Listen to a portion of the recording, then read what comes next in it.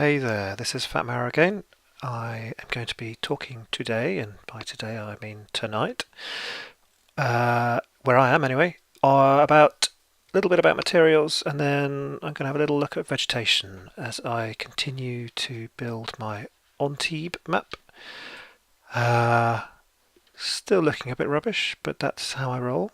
So I've been putting in a few windows, making some textures. This one, it's obviously a fake view into the building, but I've messed about with the materials. I did a mask on that metalwork to make it stand out and not be as shiny as the glass.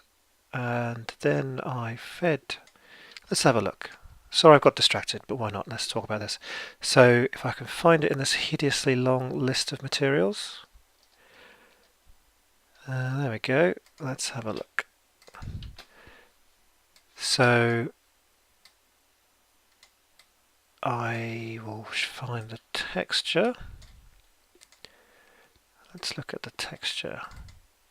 So you can see there how it's masked. And so I'm using that to try and make it appear a bit more interesting and exciting without actually having any more textures or overheads. So it's the RGB plus a single alpha layer, and first of all it's masking out with these operations to get the glass and the sort of rusted metal separate. As a final tweak, which half works, I've used that opacity, which there we go. I've used that and I plugged it into a normal from height map operator, which treats the white as high and the black as low, and so it gives a sort of hill for the metalwork and a valley for the glass. So though up close it looks horrible, it does catch the sides and give it a slightly more 3D appearance when you're sort of looking at it from other angles. It doesn't work terribly well, but out of the corner of your eye it might work. So today I learned that you have a draw call for each mesh for each material in the mesh. So this delightful mesh, which let's take a look at it. So that's all one static mesh. The reasoning being that it's better to draw a few big meshes with more polygons than to draw a whole lot of little, that needs a bit of work there, than to do a whole little bundle of small meshes. So I've actually got 28 materials here, and every time this is drawn there are 28 separate draw calls. So that's pretty horrendous, but the reality is that if I'd done all of these separately, I'd be using, I don't know, 4 or 5 materials per blob. So you've got a material for the shutters, one for the main bit of wall, one for that feature, something for the masked texture for that balcony, one for the sort of metalwork separate, one for this sort of translucent glass, and one for this closed off door. So I am still winning against if I'd modelled all these buildings separately, and also because of the nature of the building they all fit together in very complex ways, which I'm partly not capturing. But that is a problem, so I think there's going to have to be an optimization pass where I merge some materials, for example putting all the front doors into a single material and then selecting from that, possibly manually doing it in my in Lightwave or whatever 3D package one would use. That's a placeholder for something I'm going to come to next. So that's a bit unwieldy, but I think I still win overall, but I'll see how it goes when I've filled in a bit more of the map. It might start to shudder to a crawl. One thing I was thinking is that this sort of stucco, I don't know how you pronounce it, it's alright, but it looks a little bit bland, a little bit featureless. It does look a little bit like I've made something in a computer. and put it in a level, which is indeed what I've done. This is a texture I pulled from one of my reference photographs with a bit of touch-up work in Photoshop. That looks a little bit more real.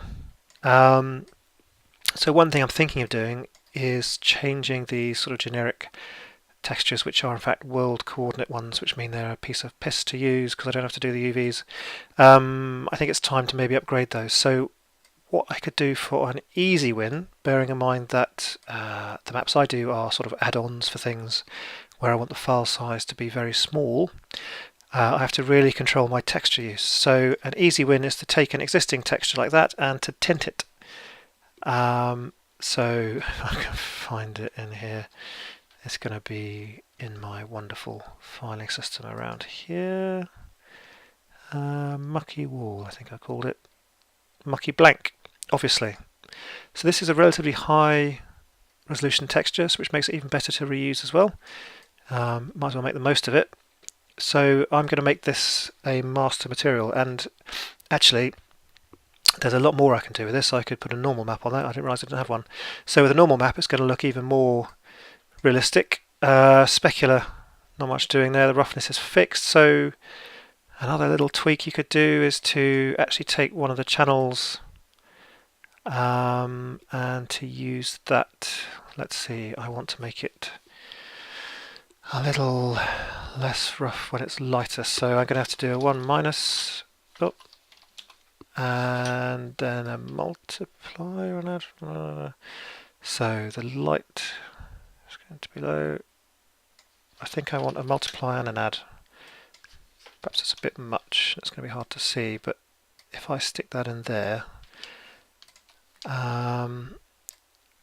so it doesn't go too dark. So I want there to be a little bit of variation, and add on maybe 0.2, see where we get to.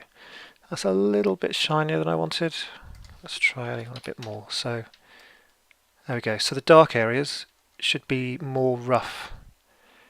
I think that's working, but it just gives a little bit more interest, a little bit more, I don't dare say realism, but it gives a bit more variation on the texture. So I might run that through Crazy Bump and generate a normal map, which will then, give a simulation of more texture there. But that'll do for now. So I was going to put a tint in. For some reason I'm thinking of a comic. So simple multiply. There are probably better ways to do this in terms of appearance, but this is obviously a vector parameter. This is a very quick and dirty way. Emphasis on quick, and the default tint will be 1, which will give the original material. So I'm going to not bother putting this in a separate directory or calling it something different, but I am going to create a material instance. Lucky blank. Let's say beige. This may or may not work. Let's see. So I'm going to take my tint and I can use the color picker to pick a color. So a little bit green, a little bit orange. Where's that sweet spot? So you can play with these to change things around a bit. So let's just do a quick test. Find in content browser to see what happens if we replace. Where's it gone? That. So needs a bit of work. Let's try lightening that a bit.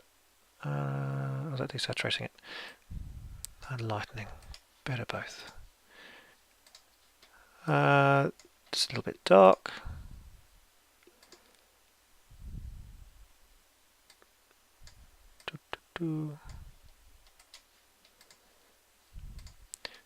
So anyway, you see, you get the rough idea. Does look a bit green, but that can be reused without creating any new textures. That shutter is in fact a tinted version of another shutter somewhere. Well, anyway, there are other shutters somewhere.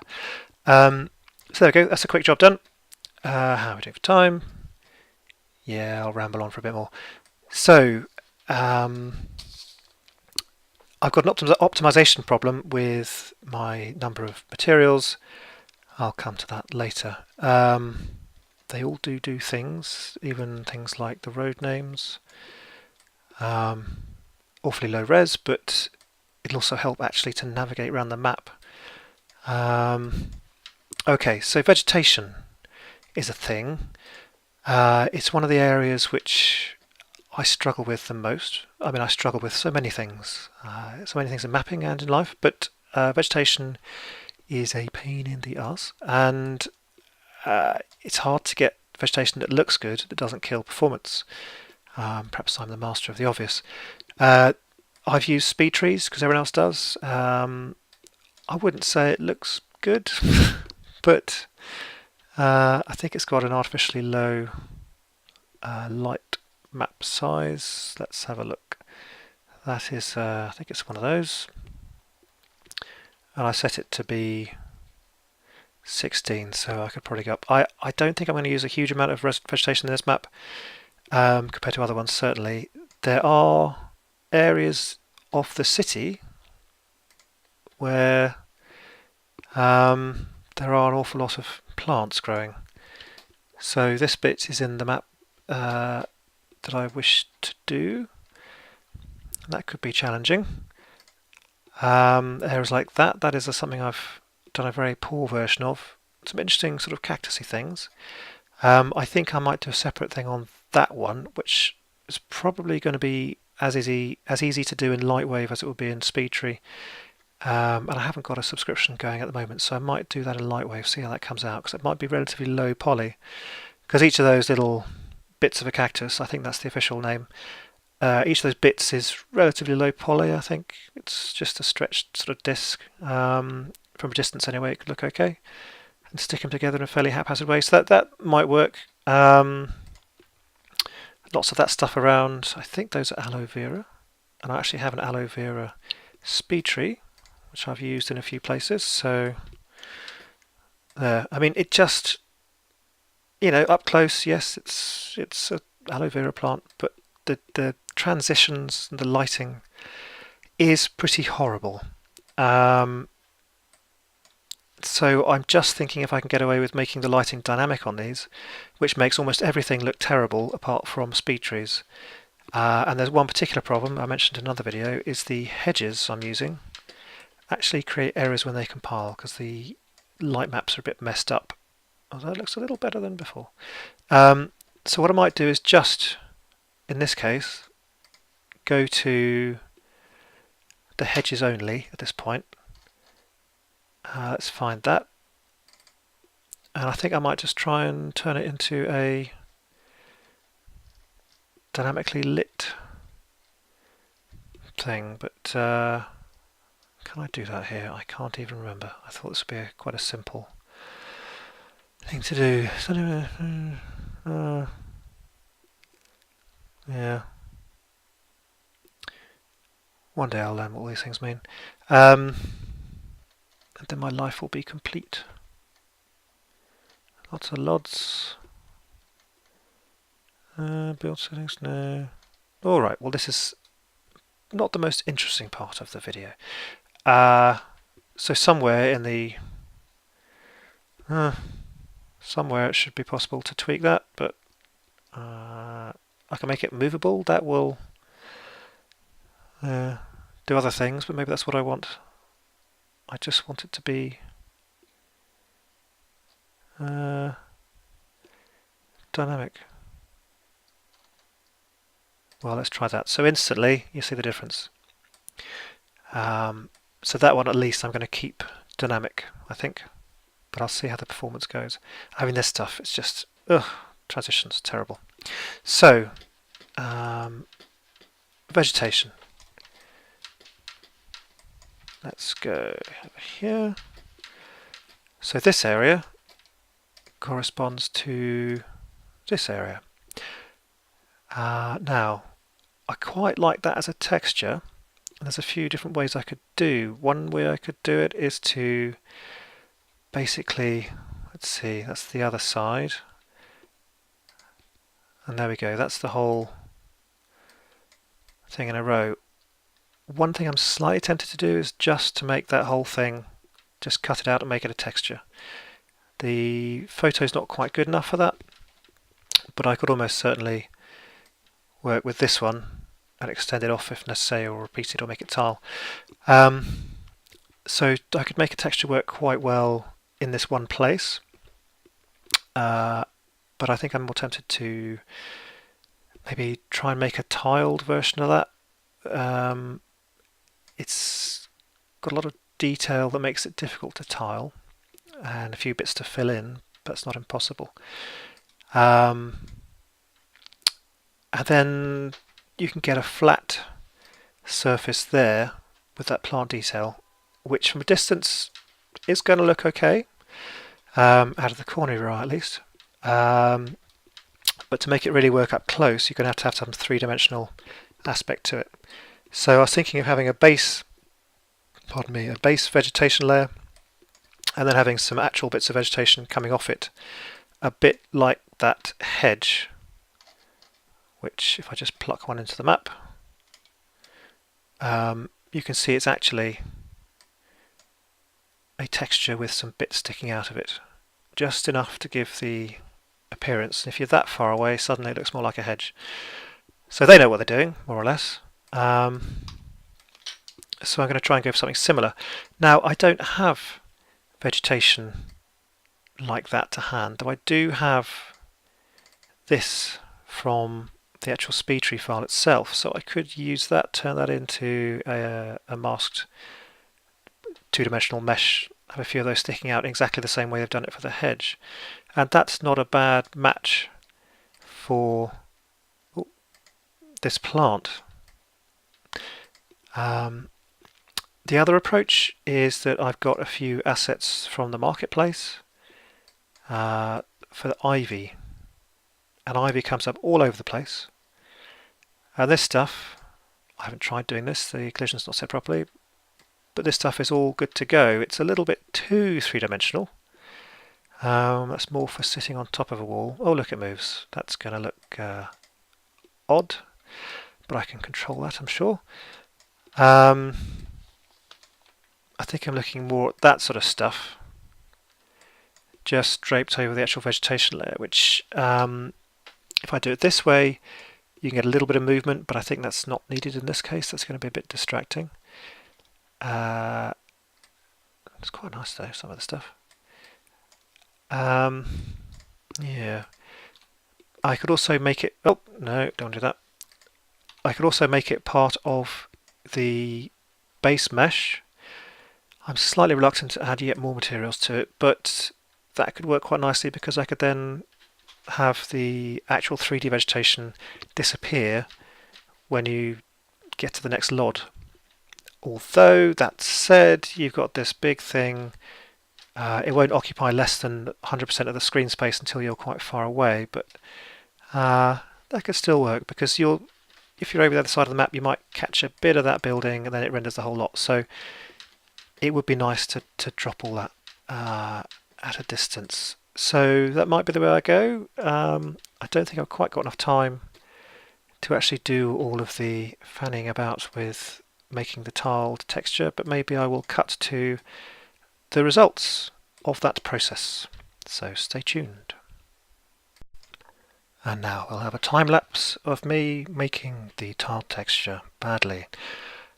This will be at 4x speed because I can't seem to get my new video editing package to do anything higher than 4x speed. I have a rant about video editing packages. I had spent a lot of money on Adobe Premiere Pro because that is the industry standard. And, you know, it's worth noting that asbestos also used to be an industry standard. Doesn't mean it's good. In fact, it can be really quite bad for you in terms of stress and whatnot. Anyway, so I was using Premiere, and somebody pointed me towards this program called OBS, for doing the recording of me fanning about on my computer. Like a kind of grown-up nanny cam. Anyway, and I imported that into Premiere to put on some captions. Premiere did sort of double the file size until I tweaked it a bit, and then it made it 10 times the file size.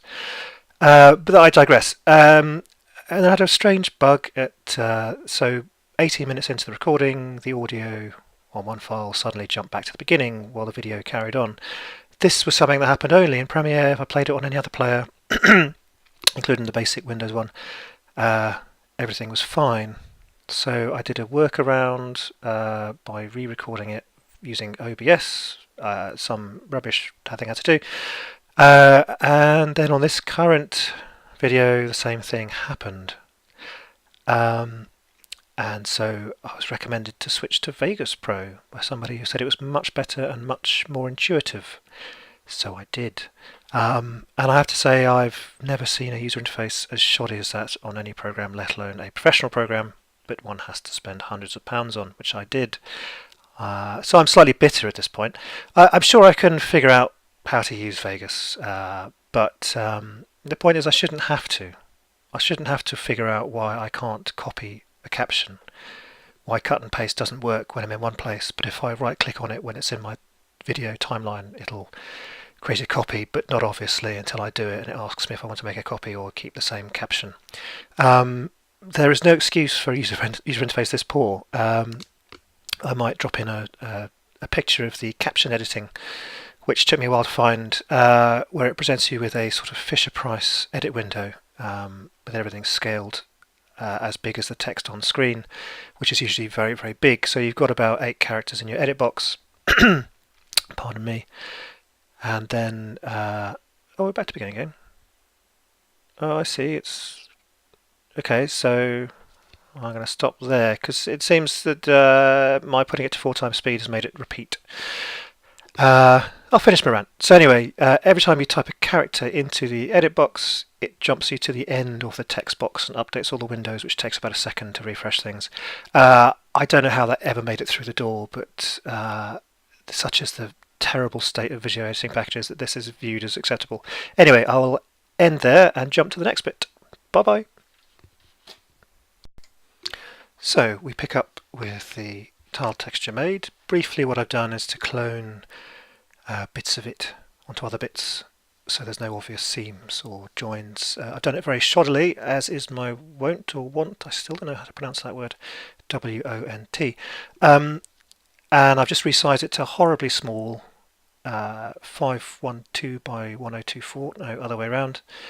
And yeah, that's horrible, but I want to keep the file size very low, and that will actually pretty much suffice. Here I am making the material and applying it to the wall. So and when I was making the tiled material, at one point I used the offset filter, which basically shifts everything so that the edges are in the middle of the texture, and if you then tidy up those seams as well, you get something that tiles pretty easily.